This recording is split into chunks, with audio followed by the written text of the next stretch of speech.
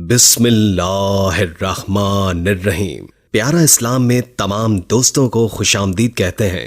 دوستو، آج کا ہمارا موضوع جنت کے حسین مناظر ہیں، اس لیے ویڈیو کو آخر تک لازماً دیکھیے گا۔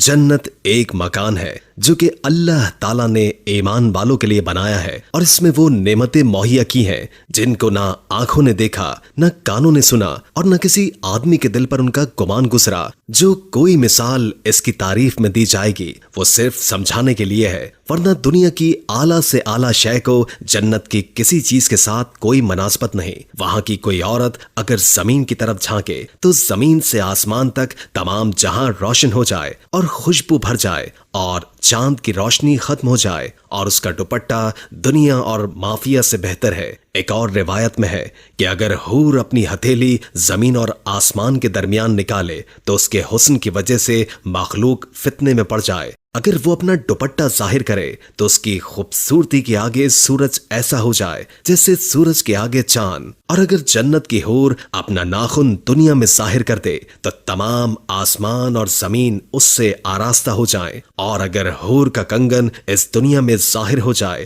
تو سورج کی روشنی ختم ہو جائے۔ جنت کتنی وسیع ہے اس کو اللہ اور اس کے رسول صلی اللہ علیہ وآلہ وسلم بہتر جانتے ہیں، لیکن ایک بیان ہے کہ جنت میں 100 درجے ہیں، ہر درجوں میں وہ مسافت ہے جو آسمان اور زمین کے درمیان ہے۔ خود اس درجے کی کیا مسافت ہے جس کے متعلق کسی میں روایت نہیں، البتہ ایک حدیث ترمذی یہ ہے کہ اگر تمام عالم ایک درجے میں جمع ہو تو سب کے لیے وسیع ہے۔ جنت میں ایک درخت ہے جس کے سائے میں 100 برس تک ایک شخص تیز گھوڑے پر سوار چلتا رہے تب بھی وہ ختم نہ ہو۔ جنت کے دروازے اتنے وسیع ہوں گے کہ ایک بازو سے دوسرے بازو تک تیز گھوڑے کی 70 برس کی مسافت ہوگی، پھر بھی جانے والوں کی وہ کثرت ہوگی جو مونڈھے سے مونڈھا چھلتا ہوگا، بلکہ بھیڑ کی وجہ سے دروازہ چرچرانے لگے گا۔ اس میں قسم قسم کے جواہر اور محل ہیں، ایسے صاف و شفاف کہ اندر کا حصہ باہر سے اور باہر کا حصہ اندر سے دکھائی دے۔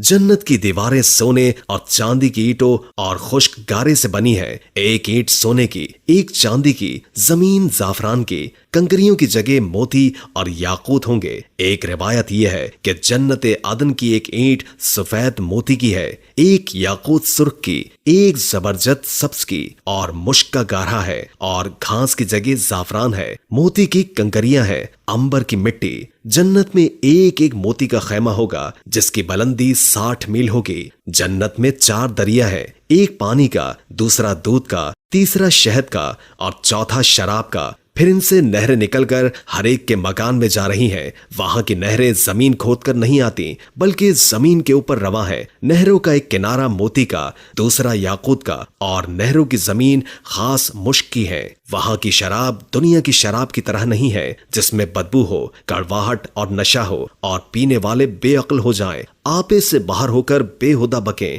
وہ پاک شراب ہے ان سب باتوں سے۔ جنتیوں کو جنت میں ہر قسم کے لذیذ سے لذیذ تر کھانے ملیں گے، جو چاہیں گے فوراً ان کے سامنے موجود ہوگا۔ اگر کسی پرندے کو دیکھ کر ان کے گوشت کا جی چاہے تو اسی وقت بھنا ہوا گوشت ان کے پاس آئے گا۔ اگر پانی کی خواہش ہو تو کوزے خود ہاتھ میں آ جائیں گے۔ ان میں ٹھیک اندازے کے موافق پانی، شراب اور شہد ہوگا، جس کی خواہش سے ایک قطرہ نہ کم نہ زیادہ۔ پینے کے بعد خود بخود جہاں سے آئے تھے وہیں چلے جائیں گے۔ وہاں نجاست، گندگی، پاخانہ، پیشاب، تھوک، کان کی میل اور بدن کا میل نہیں ہوگا۔ ایک خوشبودار فرحت بخش ڈکار آئے گی، خوشبودار فرحت بخش پسینہ آئے گا۔ یہ سب کھانا ہضم ہو جائے گا اور ڈکار اور پسینے سے مشک کی خوشبو نکلے گی۔ ہر شخص کو 100 آدمیوں کے کھانے پینے کی طاقت دی جائے گی۔ ہر وقت زبان سے تسبیح و تکبیر سانس کی طرح جاری ہوگی۔ کم سے کم ہر شخص کے سرہانے 10,000 خدام کھڑے ہوں گے۔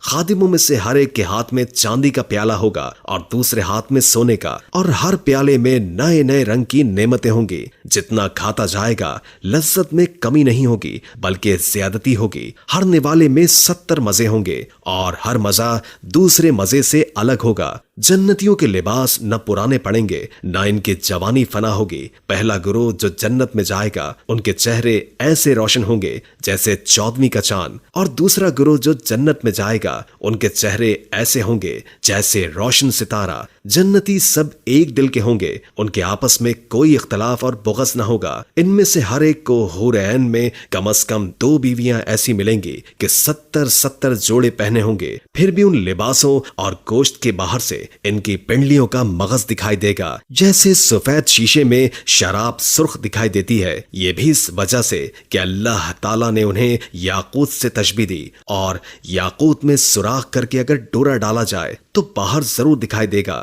آدمی اپنے چہرے کو اس کے رخسار پر آئینے سے بھی زیادہ صاف دیکھے گا، اور اس پر ادنا درجے کا جو موتی ہوگا وہ ایسا ہوگا کہ مشرق سے مغرب تک سب کو روشن کر دے گا۔ اور جنت کا کپڑا دنیا میں پہنا جائے تو جو دیکھے وہ بے ہوش ہو جائے، اور لوگوں کی نگاہیں اس کا تحمل نہ کر سکیں۔ اگر کوئی حور سمندر میں تھوک دے تو اس کے تھوک کی شیرینی کی وجہ سے سمندر شیریں ہو جائے۔ ایک اور روایت میں ہے کہ اگر جنت کی حور 7 سمندروں میں تھوکے تو وہ شہد سے زیادہ میٹھا ہو جائے۔ اگر کوئی بندہ جنت میں جائے گا تو اس کے سرہانے 2 حوریں اچھی آواز میں گانا گائیں گی، مگر ان کا گانا شیطانی نہیں بلکہ اللہ رب العزت کی حمد و پاکی ہوگا۔ وہ ایسی خوشگلو ہوں گی کہ مخلوق نے ویسی آواز کبھی نہیں سنی ہوگی، اور یہ بھی گائیں گی کہ ہم ہمیشہ رہنے والیاں ہیں، کبھی نہ مریں گی، ہم چین والیاں ہیں، کبھی تکلیف میں نہ پڑیں گی، ہم راضی ہیں، ناراض نہ ہوں گی۔ مبارکباد اس کے